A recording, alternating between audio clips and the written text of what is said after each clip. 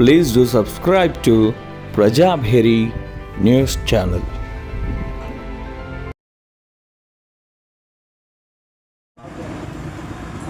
బాపూజీ వచనాలయంలో 1952లో ఏర్పాటు చేయడం జరిగింది.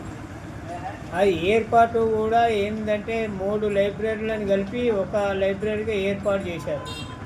ఆ 3 లైబ్రరీలవి రైల్వే స్టేషన్ లైబ్రరీ ఒకటి, తర్వాత రుక్మారెడ్డి గారి కోటిగల్లి లైబ్రరీ ఒకటి, తర్వాత పూలాంగ్లో ఉన్నటువంటి లైబ్రరీ ఒకటి. ఈ 3 లైబ్రరీలను కలిపి ఒక సెంట్రల్ లైబ్రరీగా ఏర్పాటు చేయడం జరిగింది. ఈ సెంట్రల్ లైబ్రరీకి చేసిన పేరేంటి అని అంటే, ఇది బాపూజీ సెంట్రల్ లైబ్రరీ. బాపూజీ పేరు మీద సెంట్రల్ లైబ్రరీ అప్పటి కలెక్టరు మహమ్మద్ గారు దీన్ని ఏర్పాటు చేయడం జరిగింది. ఆ తదుపరి రుక్మారెడ్డి గారు చైర్మన్గా ఉండి, తర్వాత కమిషనర్ గారు చాలా రోజులు పర్యవేక్షించారు. తర్వాత దానికి పర్మనెంట్గా ఒక కమిటీని వేయాలని ఉద్దేశంతో ఇది సమాజ సేవకు ఉపయోగపడుతుంది అనే దాంతో 2 ఎకరాల విస్తీర్ణం గల స్థలాన్ని బైలాసు ప్రకారము వారు నిర్ణయించడం జరిగింది.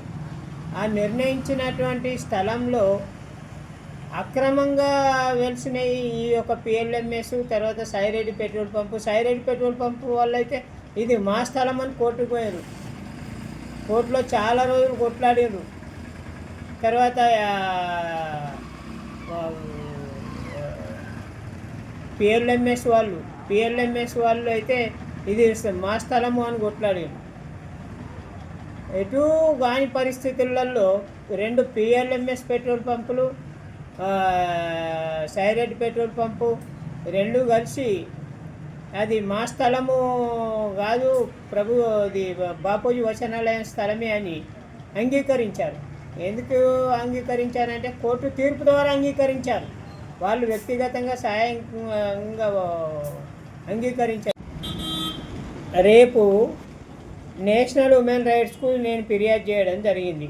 12వ నెలల నేను ఫిర్యాదు చేసింది. 7వ నెలల ఈరోజు విచారణకు వచ్చింది. దానికి సంబంధించినటువంటి కార్యాచరణ ఏదైతే ఉన్నదో దాన్ని సర్కిల్ ఇన్స్పెక్టర్ గారి నుంచి మొదలుకొని కలెక్టర్ వరకు, తర్వాత ఆర్డీఓ నుంచి మొదలుకొని ఎంఆర్ఓ వరకు నిన్నంతా స్పందన అదే. నిన్న నా కోసమే స్పందన. వాళ్ళ హైదరాబాద్ రమ్మన్నారు. హైదరాబాదు నోటీసులు వచ్చింది. నోటీసు ఈరోజు రేపు రమ్మని 10 గంటల వరకల్లా రమ్మని నోటీస్ వచ్చింది. ఎక్కడికి?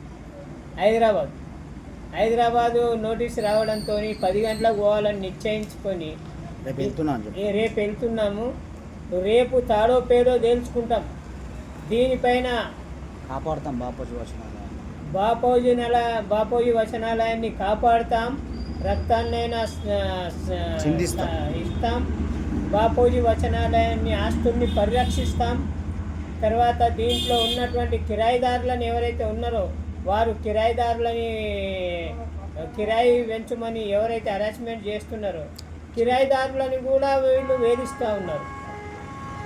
ఒక కిరాయిదారే కాదు, యాజమాన్యం మొత్తం కూడా అక్రమ పద్ధతులలో 5 ఏళ్ళు ఉంటేనే పోటీ చేయాలి, అధ్యక్షునికి 2 ఏళ్ళు ఉంటేనే పోటీ చేయాలి అనేటువంటి ఏదైతే తీసుకొచ్చారో తీర్మానము, అది యాక్చువల్ బైలాస్లో లేదు.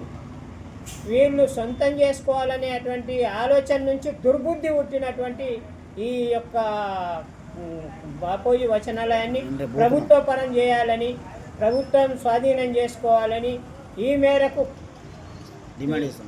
మేరకు మేము ప్రభుత్వాన్ని డిమాండ్ చేస్తున్నాము. ప్రభుత్వాన్ని సంబంధించినటువంటి మెడికల్ కాలేజీని ఆనుకొని ఉన్నటువంటి ఈ ప్రభుత్వ స్థలాన్ని ప్రజాపరము చేయాలని